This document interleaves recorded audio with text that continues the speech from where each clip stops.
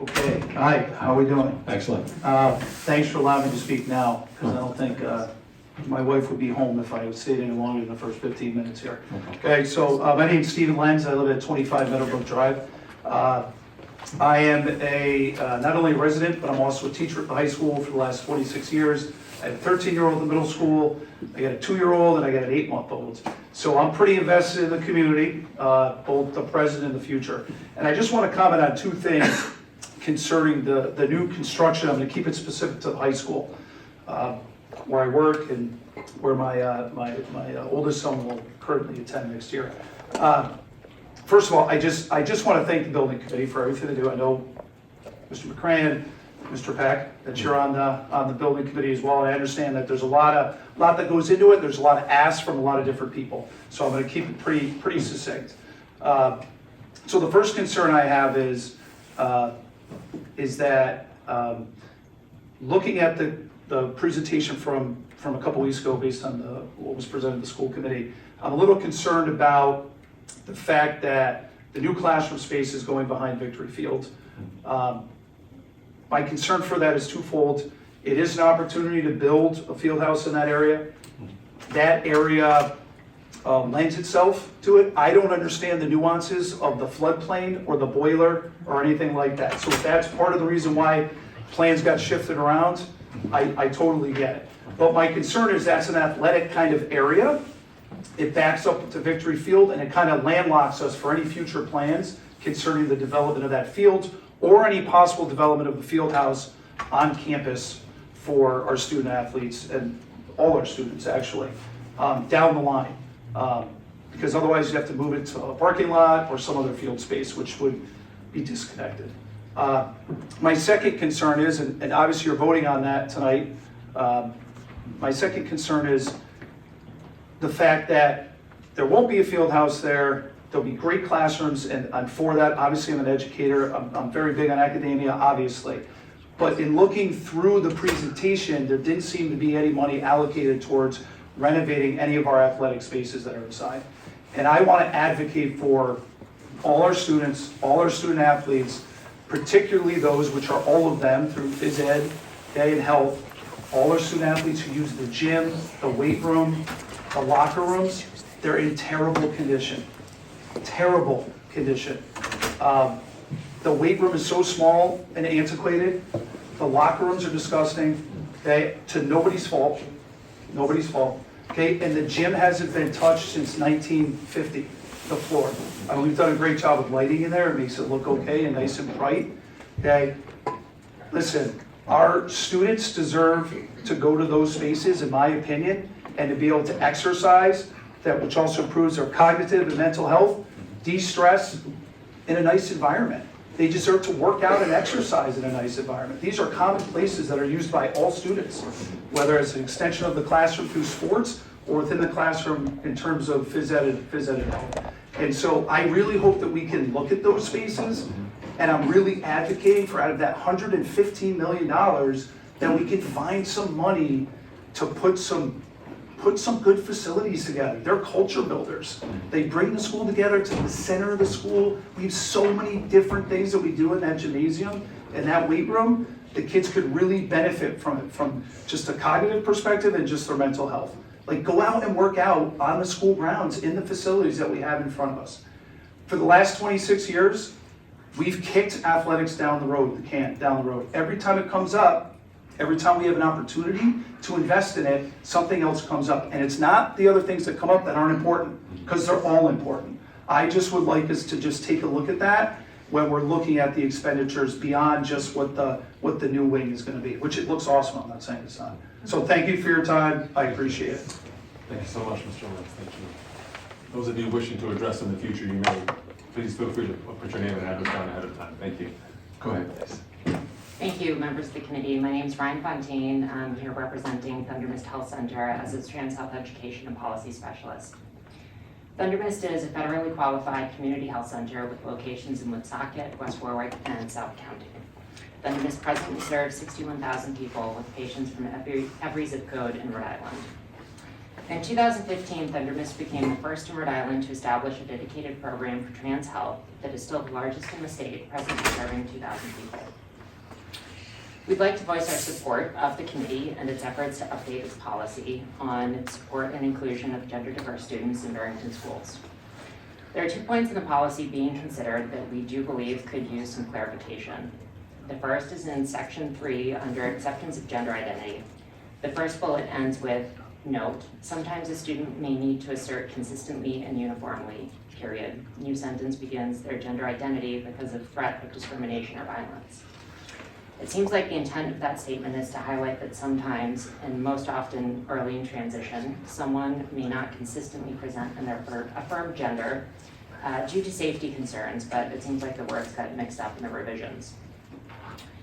The second point in the policy that we would suggest rewording is in section 5, support plan. The final bullet reads, the plan will not include any medical or physical transition support outside school. The school will not advise on medical or physical transition. This seems to create some ambiguity in the policy, as physical transition could be really broadly interpreted to include things like clothing and hairstyle, which a student could possibly bring up when meeting with staff. Of course, Barrington Public Schools already has policies on providing any medical care and referral to outside services. It would seem replacing the current statement with a reference to those policies would provide the clearest guidance. Speaking personally, I am not a Barrington resident, though Newport County has always been my home. I went through public school before policies like this existed, at a time when there was little public awareness about gender diverse people overall. And as a young trans person, I can say I was afraid to come out because I really had no idea who I could trust or who I could turn to. It's heartening to be in a place where our state and our local communities value the dignity of everyone, where we have led on creating inclusive policies to support everyone.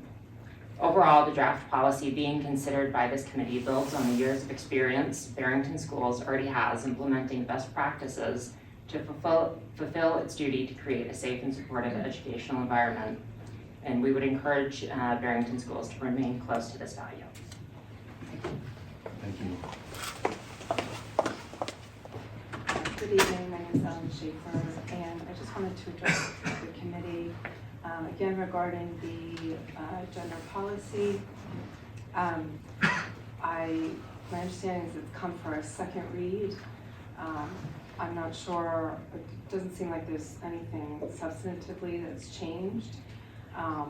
So I'm not sure if that means it's just going to be approved as is, but I think that there were some very specific problems with it cited last time that haven't been resolved, and that community input about the fact that this policy is explicitly modeling to children that lying and deception is the solution for their problem.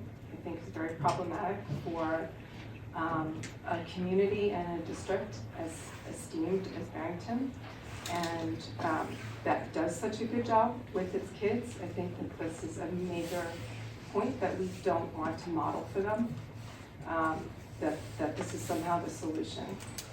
I think it's also highly problematic that we're expecting essentially what seems to me like compelled speech from the other adults who are expected as employees to go along with this deception. And finally, we're also not considering, while we want to consider the children who are going through this problem and need support, for things that they're going through with their gender, we're then doing that at the expense of the other children who are, whose spaces and privacy are, at risk with their own identity in their spaces. So we're trading off supporting one group for the other instead of finding solutions that are mutually fair and equal for everybody. So I think those are three highly problematic aspects that still remain, even if the language has been a little bit tweaked. And again, I reject the notion that trying to get this policy right and fair for all of the kids in the district is somehow not supportive of any child potentially struggling with the gender issue. I think that we really set aside that false equivalency and that divisive stance that seems to be coming up on this issue, and find solutions that are fair to the kids, both who struggle with this issue and who don't, and is fair to teachers whose jobs seem to be dependent on going along with the deception. And, you know, I think that there needs to be much greater changes to this policy, and I urge you strongly not to vote to advance this into policy tonight. Thank you very much.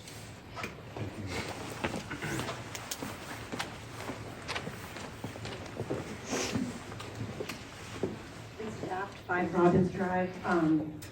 I just want to again reiterate that I do strongly oppose the notion about the secondary level. If I'm not mistaken, secondary education starts in the middle school. As far as the schools determining whose home is unsafe, there are no details laid out on how that will be achieved. I don't know how many of you have worked with kids of that age at an administrative level, and kids do say a lot of different things.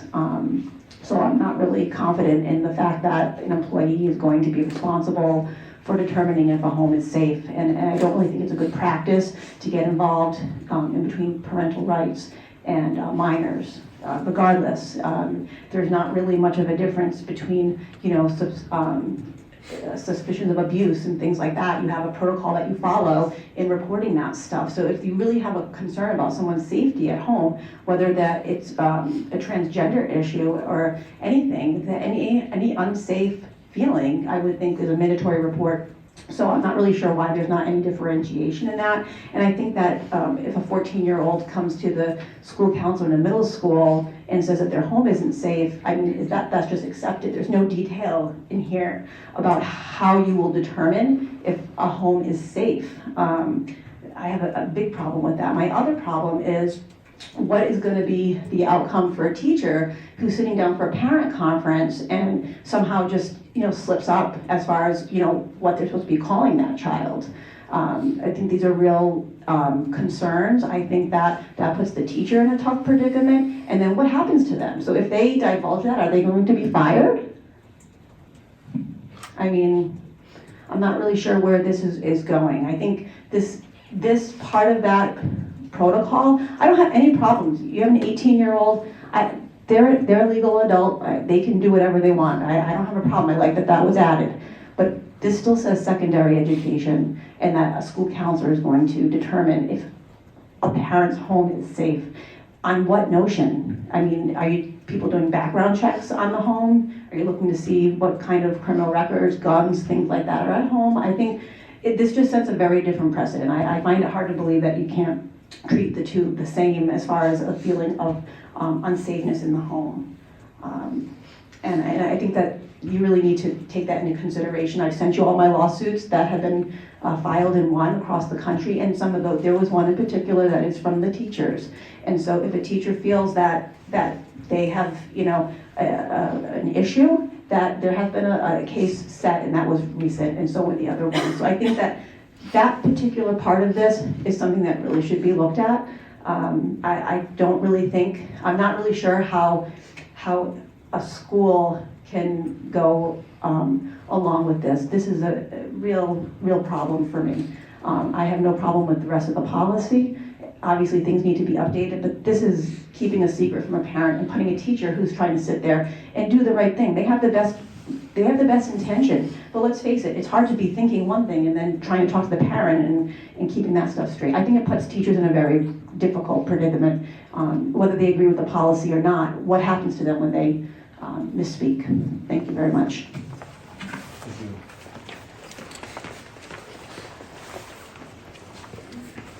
Erin Spencer, 2 Joanne Drive. Our children, as they are growing, are going to go through a lot of different challenges, identities, interests, ups and downs. Some are going to have a pretty smooth sail and others are going to have a rocky path. They will have learning delays, awkward social interactions, struggles with their weight, struggles with fitting into the peer group of their choice, not knowing how to regulate their emotions, eating disorders, depression, and even deeper and more pervasive struggles. Parents are on this journey with their children. We start out by carrying them through life, then we hold their hand to be sure they know the way.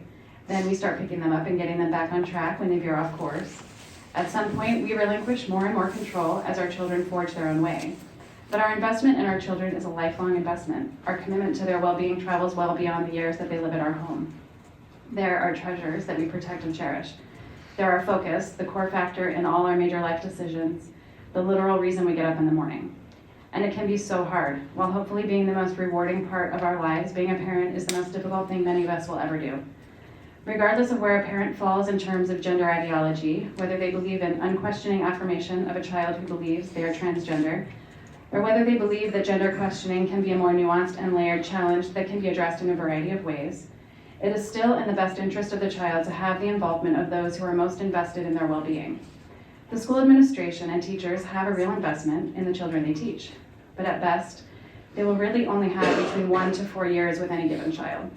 And they will not be the ones who the child needs to call when they're 17 and stranded outside a club in New Jersey because their roommate kicked them out, or when they're 19 and calling from college because they're running out of money and they can't pay their rent, or when they're starting their first job, living in a new city, and are lonely because they haven't made any friends yet, or when they find out they can't have children, or when their third marriage is falling apart because of some poor choices.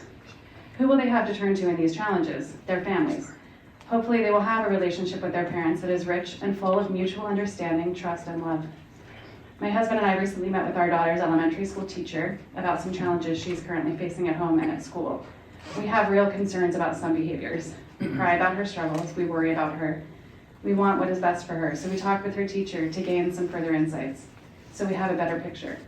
Granted, she is young, but if we were experiencing these same things with her as a teenager and we met with her teachers or guidance counselors, I hope to high heaven that information would not be withheld from us, that would give us deeper insights. The school has no right to subvert the parent and child relationship. That is a sacred bond that no school has the authority to obliterate or disrupt. To pursue a course of action that is dictated by a child against the wishes of his or her family is in direct opposition to everything the school should stand for. There are some children who are playing with identity, and some who are struggling deeply with pain that many of us cannot understand. All of these children deserve the best we can give them. We need to be gentle with the children in our lives, but we cannot treat them like China dolls. If schools step in to make de facto decisions for these children without involving their parents, all in the name of protecting the child, then we're going to miss some of the most important things that we will need to really help them. As I said before, a parent is the most invested person in a child's life. Please remember this when deciding if it is ever right to keep them in the dark about their child, especially something so integral to their child's perception of themselves and their place in the world.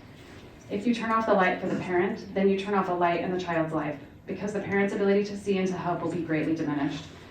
If the school isn't willing to be a lifelong lifeline for these children, then they need to get out of the business of thinking they can help any child get on or stay on a path that can lead to major life-changing decisions. If there is real and not just perceived concern for the child's physical safety, then child services should be called. Please don't assume that because a child is afraid to tell their parents that they are in danger at home. Most children will feel a range of intense emotions if they are dealing with such an internal struggle as identity. Parental involvement might not result in blanket affirmation by families. But that isn't abuse. That is reality. That is a family grappling with an issue that is most likely bigger than a gender identity. That is a family on a journey of discovery, both with this new idea and with each other as people. And it isn't the school's place to decide what a family teaches at home, what values they want to pass on to their children. Parental and family support doesn't have to look like affirmation. Maybe the parent knows there are layers to this issue for their child. Maybe they know something you don't know. I'm sure they do. As a parent of younger children as well as teenagers, I have to stand and express my hope that this policy will be altered to protect children. The best way you can do that is to make sure you are not alienating the most invested people in their lives. Empower their parents. Don't block them from access to vital information about their children. Thank you. Thank you, Mary.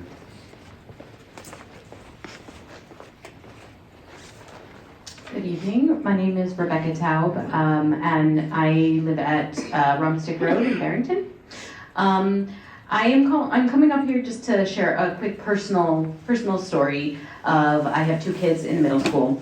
One of them is trans, and this is, they've been reading, they read the newspaper, they know what's going on in the world, and asked me to share this fact that they read, and I don't have the age range. So they said to me today, do you know that 40% of minors commit suicide when they don't have, at home, when they don't have parent support? Or if they're scared to tell their parents. And 5%, that number goes down to 5% kids thinking about suicide when they do have a supportive adult in their life. I want to say thank you to the Barrington schools for teaching their kids about trusted adults. And I do think that the school plays a really important role in creating other safe spaces for kids, because at home sometimes they don't have that. And of course, as a parent, I am there to support my children, both of them, and their journey through life. I won't always be here though, right? I mean, I don't know what can happen tomorrow. And so knowing that they have people, they have teachers, they have community where they can go and they can explore and understand how they are feeling and feel safe is so important. And that being said, I just wanted to share that in light of the discussions. And my child has benefited from the current gender diversity policy. And I do not, when they hear that there are discussions, I see terror and fear in their face. And I am here to ensure that not only they feel safe and do not have that fear as they go throughout life, that all children and people have that opportunity to safety, to respect, to trust. And I trust the schools. As my child has trusted adults at the schools, I trust the schools, and I know that not one person, not one teacher is going to be responsible for what my child shares with them, because I know that there's a community of people here who will support that teacher, that child, and their life in society. So thank you.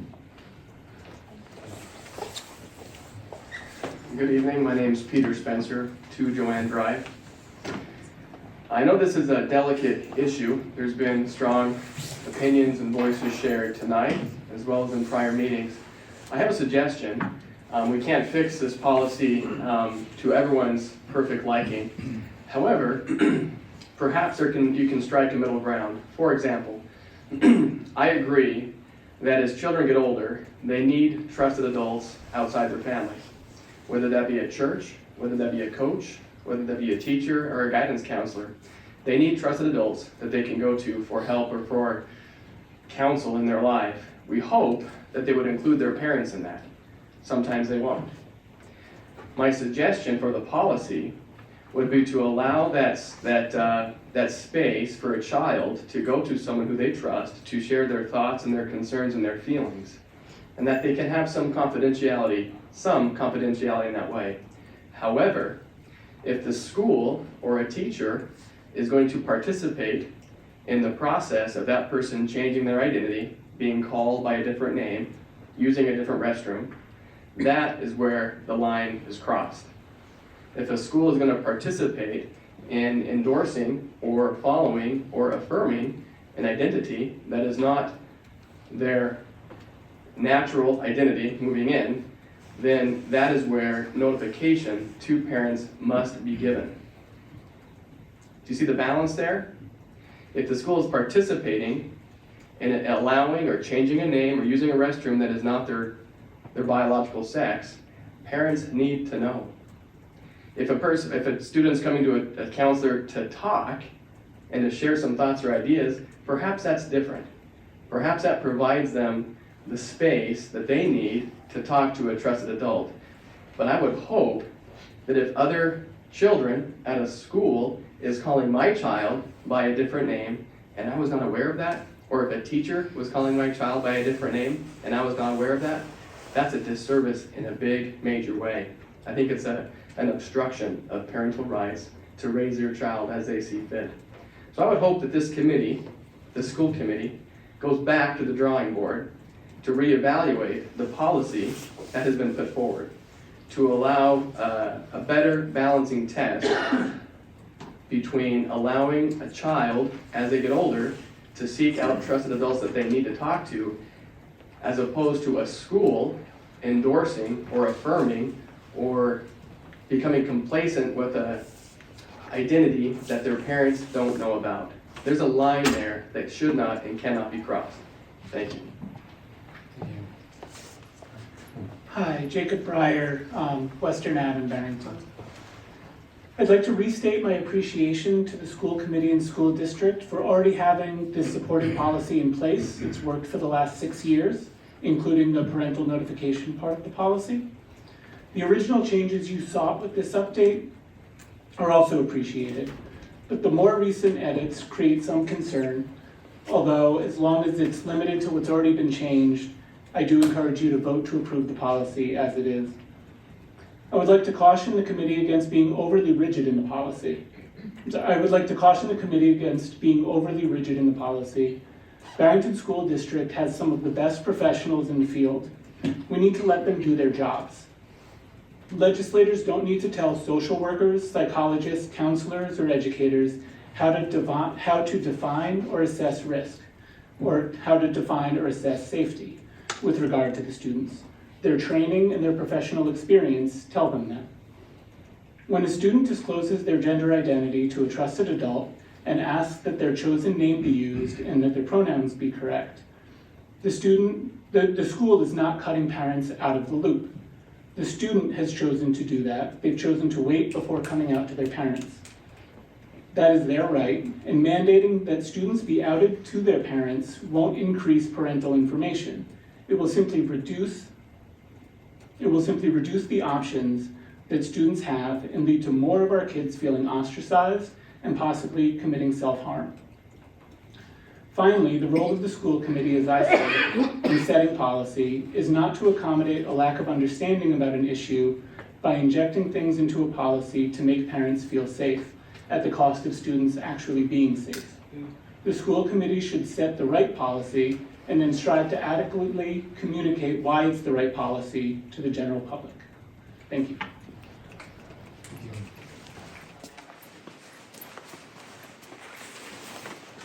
Anyone else here in public wish to address the committee at this time? Okay. Katie, anyone? I just walked in, but can I just? Awesome. No, please. Please. And if you want to address us or maybe want to address us, please address us. But so we do have to get on with our meeting this evening, so I do want to accommodate you at this time if you are interested. So, hi. Hi, Jessica Alvarado, 14 Meadow Road. I just walked in, so I apologize. I missed beginning discussion part of this. My concern in reading part of this policy, which I'm not even sure had any edits to it, revolved more around the locker room.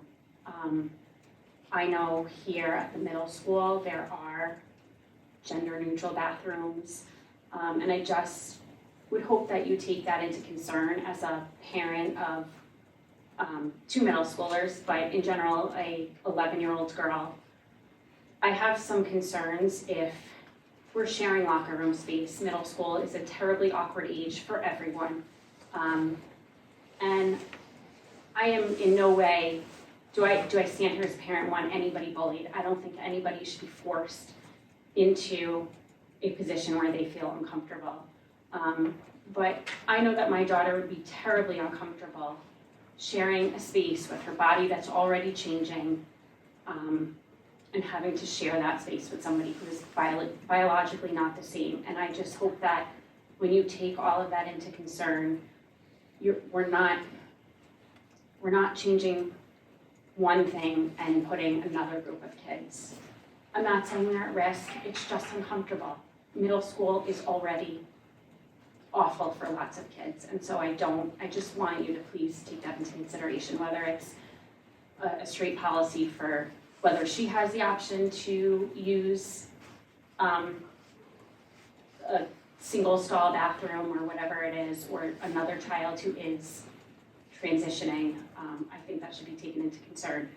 And if it's a large group of kids, there's how many girls on the middle school field hockey team, you can't expect all of them to use one single stall bathroom to change after school. So I just hope you take that into consideration.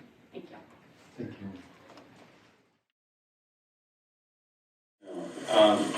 Given that it's 10:20, I would like, and there's some public interest, and I believe there's some public comment on the gender policies. I would make a motion that we discuss that as the last item of tonight and table the remaining items. Thank you. I think you're, yes, sensible. Thank you, everybody. Have a good night. Drive safe.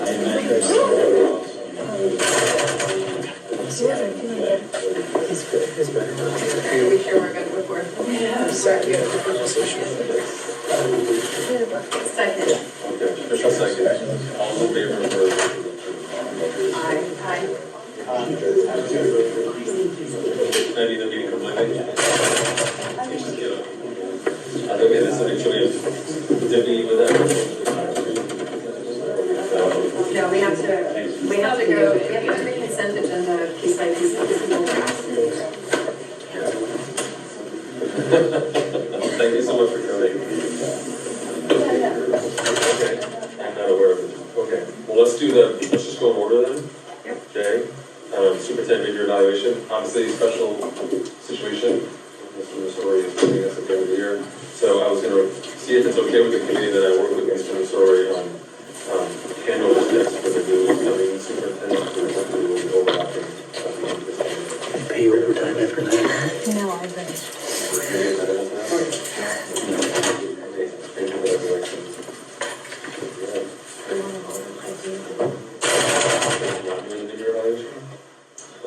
You tell us who I will. I think you might need to, because I think we actually have a policy that says you do a superintendent evaluation. Okay. What kind of motion do you skip this year or to replace it? I would say to replace it. Okay, motion to replace the superintendent mid-year evaluation for 2023-24 academic year with an end of year handover proposal for our new superintendent. So moved. Second. All those in favor say aye. Aye. Thank you very much. Go ahead. Next, we have first read of gender support and inclusion policy of the Second read. So sorry? Second read of gender support and inclusion policy for transformation, diverse and transition students. So just for background, December 7th, we read it, we got some feedback from the public. The policy meeting was canceled in December, so we had to wait till the policy committee met at the end of January. We made revisions, which are highlighted. Primarily, the changes were to add to the purpose the idea that we would provide processes and structures to support student communication with families. We are not trying to keep kids from talking to their families. We want them to. Kids will do better if they are talking to their families in general. We asked for help defining risk and got feedback from the licensed mental health professionals we have in our district, and it's written out there. We also added a definition of the teams that were working with people, because there was confusion about who was actually making the decision. No child is working with just one adult. There's always a team of adults that are working with a child, and ideally the family. At the elementary level, it's always with the family. And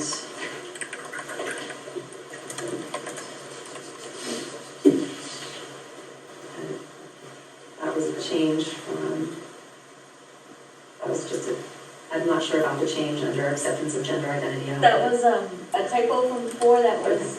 That was identified. Okay. That was identified, so I just fixed it. Okay. And then the next part was in secondary school students. There was, people had asked if the superintendent was making the decision. The superintendent is not. That's why we defined the teams. And the teams are engaged in establishing risk or perception of risk or understanding of risk and helping the student to proceed however is appropriate based on that.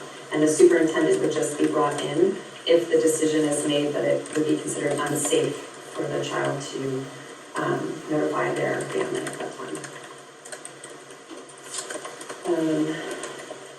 Just to clarify, because we clarified it at policy but it didn't change, was that any student can request privacy at any time, right? That's a concern that comes up again and again, but any student at any time can request privacy. This is not just for students who are transgender or gender diverse, this is for all students, right? So it's under the other gender-based activities. So voluntary requests for single occupancy accommodation shall be honored to protect the privacy of any student who requires it. That goes for bathrooms as well.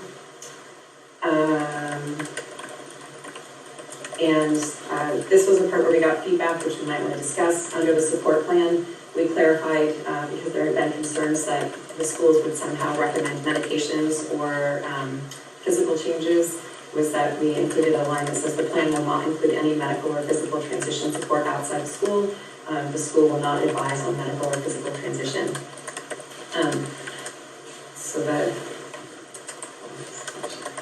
That's it. The rest of it is the protocol that's been in place since 2016. For 8 years active with this protocol, just making it in circles.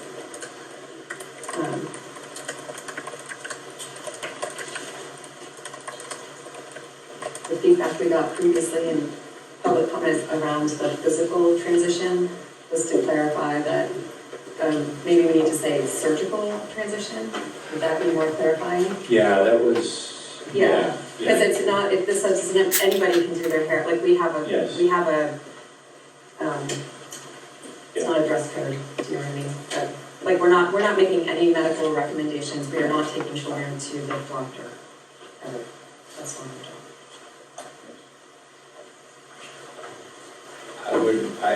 I would also, so the process was, we had great discussion on the policy, some of these things were fleshed out afterwards. The one additional item, so a lot of discussion was clarifying what the policy is and what it isn't. I think that the bullet point, provide processes and structures to support student communication with families.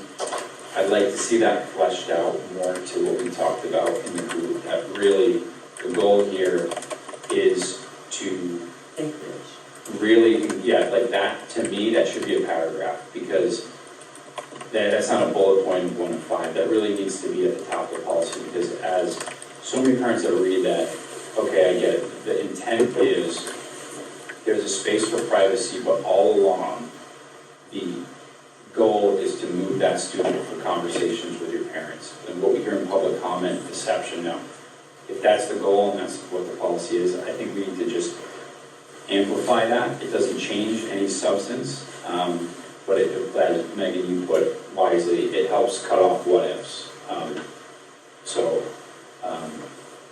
That's one of the things I like to see fleshed out more. To sort of piggyback, that was one of my conversations, to piggyback on that.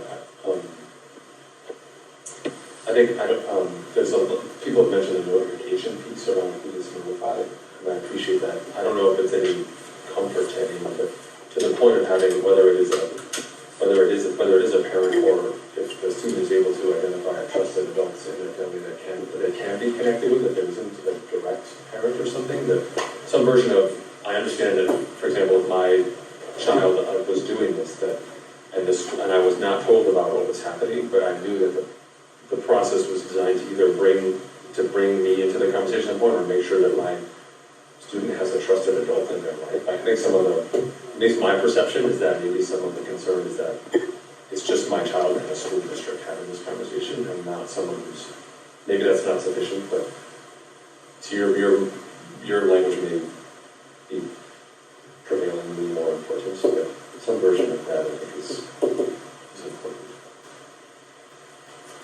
I think I would say yours, if we're willing to put that at the top of the policy to say, yes, like our goal is to work to a point where the student is, and family are communicating on this issue at some point. Because that's the good work that our staff is doing, so let's put it in there, because that's. And I also think, the part where it's intentional deception is so narrow, and Megan, you and I talked about this, it's so narrow, I think maybe figuring out a way to more, because you and I set out the policy for several iterations, we get that, but more to a member of public that's gonna pick this up, more explicitly just say, here is the narrow range where this is happening, I think. I think though we tried to get away from that narrow because the narrow then the risk is too narrowly defined, right? The reality is that this happens very infrequently, right? Like a majority of the students in our district are engaged with their parents and are working with their parents and the schools. And that if we start defining what is considered safe, then we're gonna get into a bit of trouble. I completely support putting the family communication component in the purpose, but I don't think that's still the primary goal of this policy. The primary goal and purpose of this policy is to support our students. That's fair. Period, right? And so that should be the lead. Okay, and that this is one of the things that we're doing to support those students, not the primary purpose of the policy. I mean, it is true that if the family's supporting the child, then they're going to end up. They're going to do so much They're better. going to do better, Right. of course. And so that is one of the goals, but I agree, that's not the primary. Yeah. I fleshed it out a little bit. Yeah. So where it said provide processes and structures to support student communication with families, it is in the best interest of students and families to work together around gender identity. Students who have strong working relationships with their families are at decreased risk for self-harm. Yeah. The school will make every effort to support students in engaging communication with their families. You can put with their families or a trusted adult. Would you feel more comfortable with that? Because that opens the door a little bit to who else can be engaged. No, I'd be fine with guardian, but I think we're not in the business of picking different trusted adults. You can't consolidate out of the community. No. No, I would think more, so in my experience, it's generally like, I'm comfortable talking to my aunt about this, but I can't talk to my mom yet. Right? And that's true of, even families who are. Families, guardian. Yeah, I think, Yep, I families. I'd worry about the legal consequences, only because it's one thing to have a trusted adult within the school that the student's going to and talking to because they're at the school and that's part of their job, but to bring in an adult who's not the parents from the outside, even if it's a relative. So I wasn't thinking of rented dad or something like that. Yeah, well, We do have a tradition of trusted adults as a practice inside our schools, which is amazing, but certainly not meant to symbolize an actual. I think families needs to be changed to parent or guardian. Parent, Or the last line, the school will make every effort to support students engaging in communication with their parent or guardian.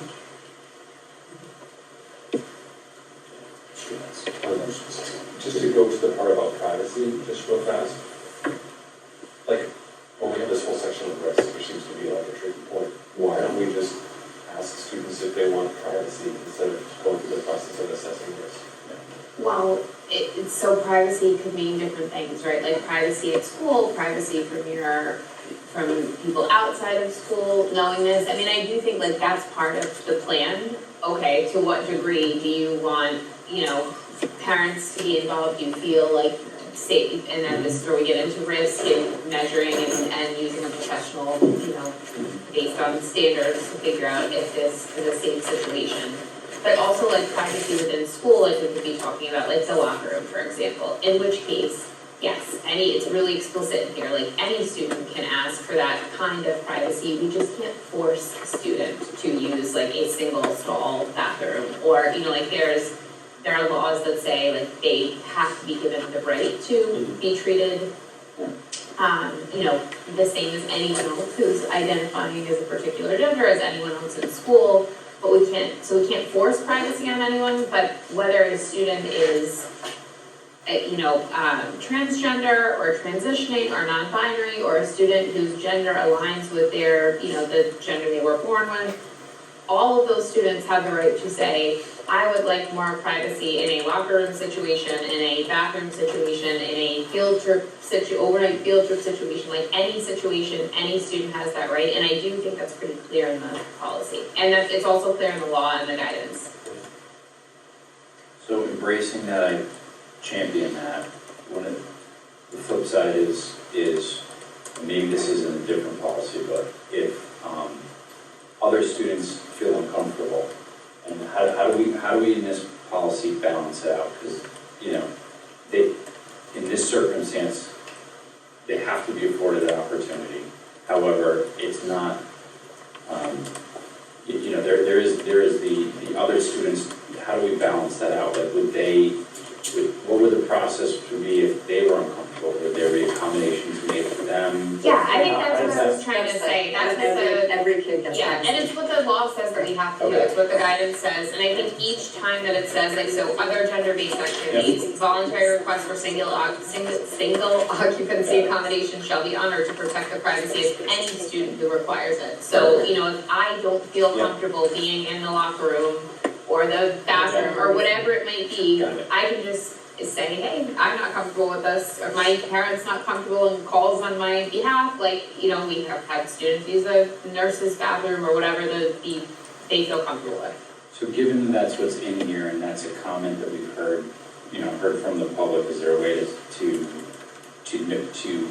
capture that all students, for instance,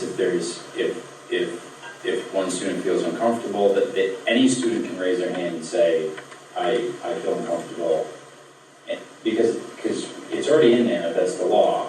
And we hear that the circumstances, okay, well, you're making an accommodation, but then you're not balancing out other students.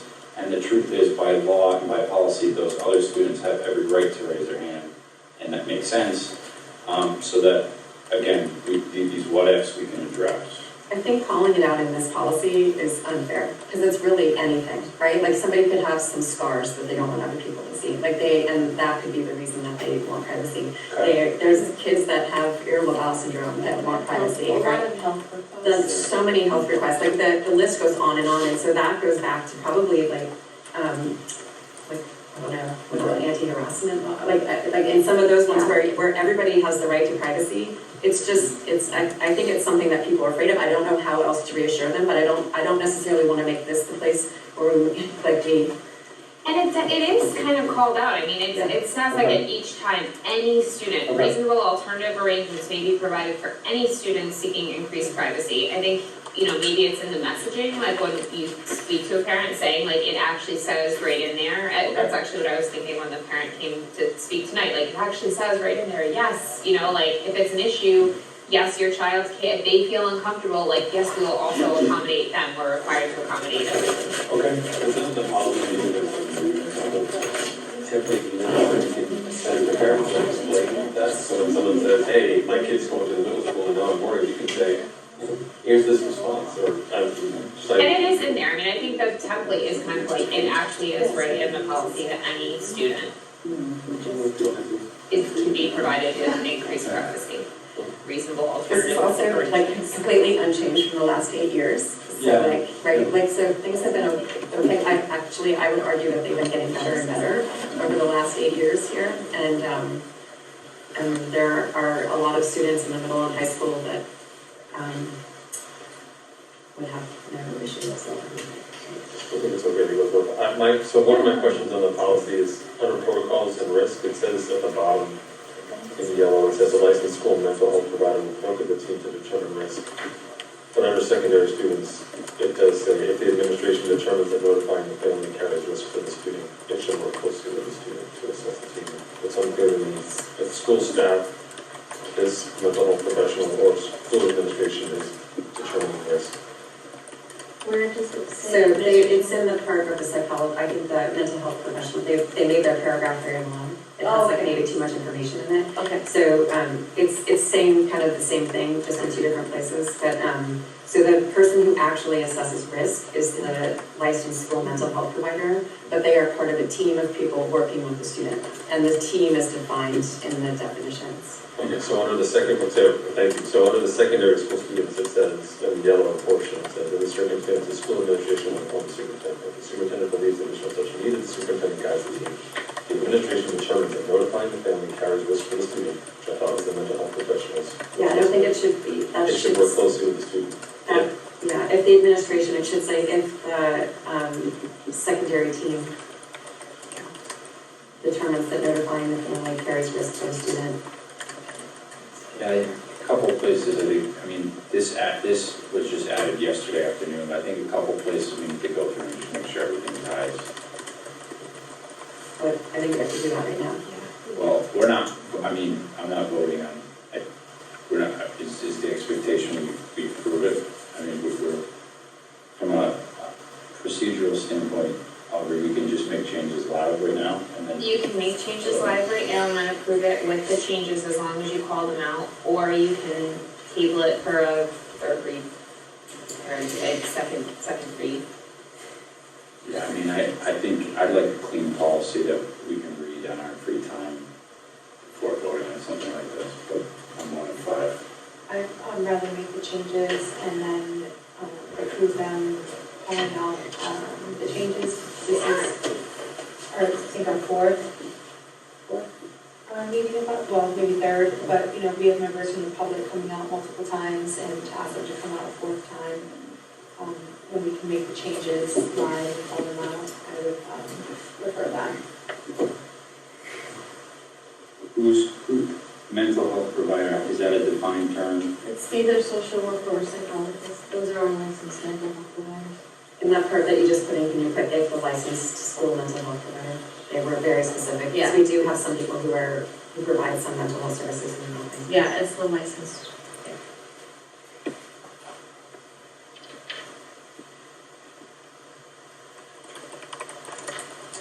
I know when I gave a comment last time, I kind of asked for some, like we have when we're assessing a threat, we have like a 10-step or 9-step process that's clear who's doing what. The only reason I'm bringing that up again is, I know there was some concern voiced tonight, and this is not a place where staff can come and talk about their concerns, but I'm not aware if there are any concerns around how staff handle the situation or what their role may be. Or if there's even a problem with it, now there may not be a problem. Do you mean In the terms licensed of mental health in provider? terms of the risk assessment, we do have a risk assessment policy that outlines all those steps, so it's not reiterated here, but there is the whole process that they follow.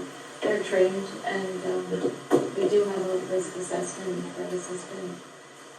process, but here it can be more general. It can be not the same severity that you would find in a traditional risk assessment, and I think that really has to be understood. Okay, no, I appreciate that. I think part of the concerns that I'm hearing from the public is like, is my kid talking to my social studies teacher? Are they talking to a nurse? Are they talking to a mental health professional or an assistant principal? How is this process unfolding with my child? So that's why we defined the teams, so that the teams, it's clear who the teams are. That's in the definitions. So for an elementary team, those are the people that the kid would be engaged with. For the secondary team, that's who the kids would be engaged with, and both of them include family. The difference is in secondary, it would be if the child is okay with that, and there's a chance to know this. So I know that when we define risk, I appreciate that it has examples, and I also appreciate one of the things we talked about is not boxing it in because we didn't want to do that. But I think well-being is a pretty broad term. Aubrey, I mean, this got posted yesterday afternoon. Aubrey, have you had a chance to look at the defined risk and see if other districts have taken a crack at I thought looked at everything under the sun. I had one of the associates in our office pull every single policy, like in New England, that we could find. There's nothing in the federal guidance that defines risk. I sent an email out to everyone stating everything I could find about risk in the Rhode Island guidance. It is still pretty broad. They give some very specific examples, homelessness, self-harm. But I mean, generally speaking, the guidance really says it should be dealt with on a case-by-case basis. And if notifying the family carries risk for the student, again, such as being kicked out of the home, school staff should work closely with the student to assess the degree to which, if any, the family will be involved in the process and must consider the health, well-being, and safety of the transitioning student. So that is directly from the guidance, that language. And that's the only guidance that we have. Then I'm okay with it.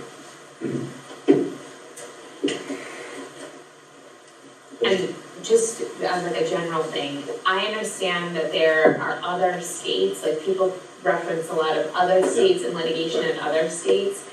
It's not applicable to Rhode Island because we do have we have a regulation, we have very clear guidance. There isn't a lot of gray area around much of this in our state. So things that may be applicable to other states are not applicable legally here.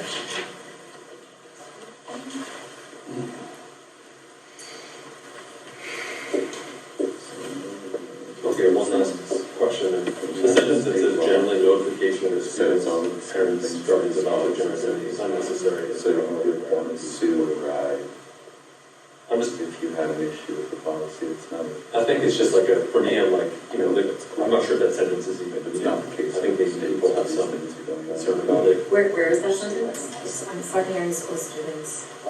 I think the purpose of that, Patrick, was just to let people know that more than 9 times out of 10, students and their families are already talking about this. It's pretty rare when we have students who are talking to their families. So that's the intent of that sentence was. Yeah, I hear that. I understand if that sentence wasn't there, and you just said, because that sentence before says, under risk, school staff should work closely with students, which I think is going to be involved in helpful in the safety of the user. In rare cases, however, notifying them of carriage risk levels of being kicked out of the home safety risk. I'm not aware. I don't think we need to say, I don't know if that sentence just. It's only in there as it's in the guidance. It's directly from the guidance, that's why it's in there. She is. I know, so my point is. You can totally take it out, that's where it came from. I just heard a question that I might have been able to. It's sort of like saying, well, Thank you guys for coming. I'm gonna see your child's, whatever, this, today for a physical, and, generally I don't tell you anything about that, because most of the time they're totally fine. It just sounds like I'm not gonna tell you anything when you say that, I'm not gonna tell you anything because everything is fine. I'm just saying, I think that could just be a point of confusion, where people are, like, the family's gonna be involved, it just says here, but since most of the time families are okay, we're not gonna say anything anyway. Because most of the time you're okay. I don't think we need to say that, really. We need to say the family's gonna be involved. In the rare cases where notifying the family is bad, then we have to protect the students' privacy in this situation. I'm sorry, I've lost where you are, because I just looked in secondary and I don't see it. Oh, so I have a risk under the first page. So it's the paragraph that got, yeah. Are you in the definition? I think that actually, Paula, I would just take out all of that stuff, because that's all defined below. It's really, the only thing that should be here. Whole sentence from generally. Right, because really all that should be here is what is risk. That's what we're defining. It's defined here. That's why there's confusion, because you're looking at, you have the same thing happening in 2 different places. Okay. So I was like, I couldn't, Okay. yeah. I see what Did you see what I'm saying? Yep. So they took risk, and they put in the whole process, but we really just needed a definition of risk. But you want it to stay in under B, secondary school students. No, we're in definitions. That's Yeah, what no, I but was- it's also on. No, it should, I think it should, so we can now go to B, but it shouldn't be in risk because that's confusing. I took it out of risk. Okay, so then if you go down to, what's this one? What did we take out? Which one Wait, was that? What you Right. said, like, Patrick, the line you just said, most. In most cases, parents and Yeah, guardians are already generally. Yes, the Yeah, generally that's fine. notification of the student's parent or guardian about their gender identity expression is unnecessary. It's true, because it's just, as Megan's perception of risk is straight from the guidance. Okay, Okay? okay. Where was the other place? Under B, yeah, under B, page 2, B, secondary school students.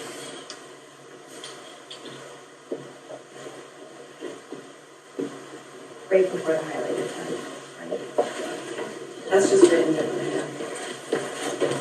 That these situations must be addressed on a case-by-case basis and require schools to balance the goal of supporting the students and parents be informed about their I children. think it makes sense there. What? I think it makes sense. Yeah, I think it makes sense there, but it's also written differently than it was at the Yeah. time. Oh, there's C generally, if you look at Yeah, it's like the- yeah, it's like the second line, generally notification about gender identity is unnecessary, as they are already aware and supportive.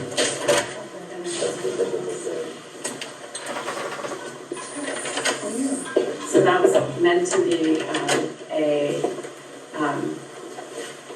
reassurance that this is, that the majority of the time, there is no issue here. However, should there be an issue, this is the protocol.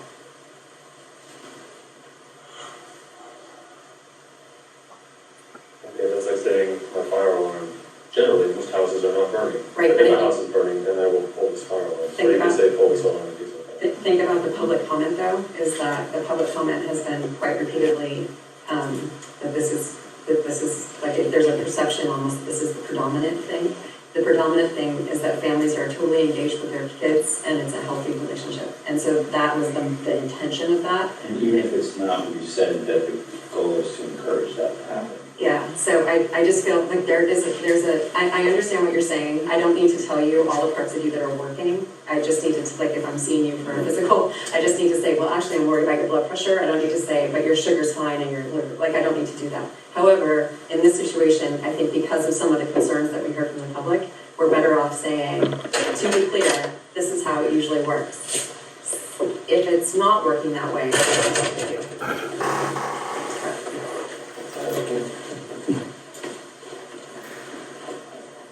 I want to demonstrate that for sure, I just, okay. Kind of at my mental limit on this, so I'm cautious about signing off.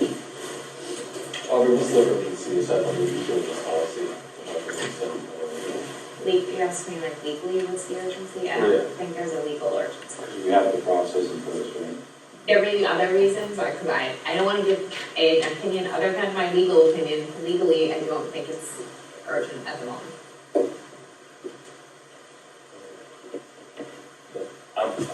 Personally, I would like to see this is just not like a, I think we're all in alignment if we can see it. Yeah, I don't have any more comments, I just like to see the whole thing.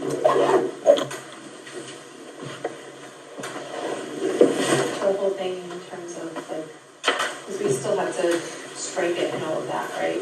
Yeah, so if you scroll up, you can see the, Just read it from top to bottom in its entirety. I don't anticipate having any more comments. It's just a lot of things have changed and it's 11 o'clock and I'm kind of spent mentally. And I want to have, it's an important policy. I just want to have conviction that we're ready for the final form and I can vote on it.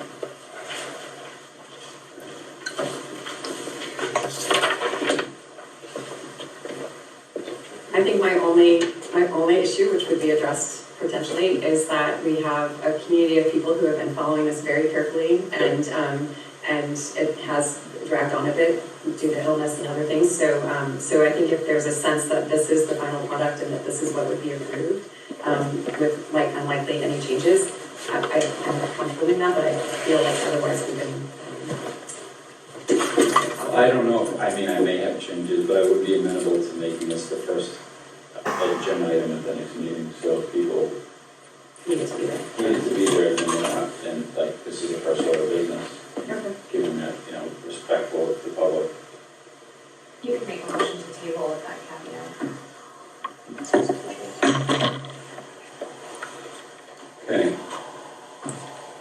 Good work on the motion and more discussion. any more discussion? I make the motion to table this agenda item with the directive that this be the very first agenda item after the Pledge of Allegiance at the next school business committee meeting. All those in favor? Aye. Any opposed? Okay. Next up, we have another opportunity for public comment.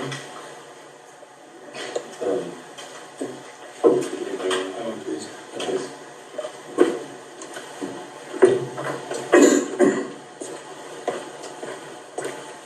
My name is Eric Quigman, 20 Primrose Hill Road. Thank you for the conversation tonight. I really love the process, went to the policy meeting and really appreciate what you did there. Just for some of the things we heard and mentioned at this meeting, at this discussion about calling it lying and deception. Sadly, you can call that if you want, but that is a life skill for trans people. Right? Controlling who you come out to. And controlling those people after that fact. It's a life skill. So I would gladly call it lying and deception if you want to. I guess the only other thing would be, that's what I was going to say, but I don't have to.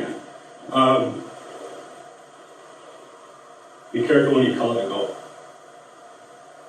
If you involve parents. Or be really okay with failing to meet the goal. And that's going to be good enough. We'll try, we'll keep trying. Be careful about the pressure you bring to try and meet some arbitrary goal. And that's really it. Thank you very much. We'll see you next meeting. Thank you very much. Thank you for your patience.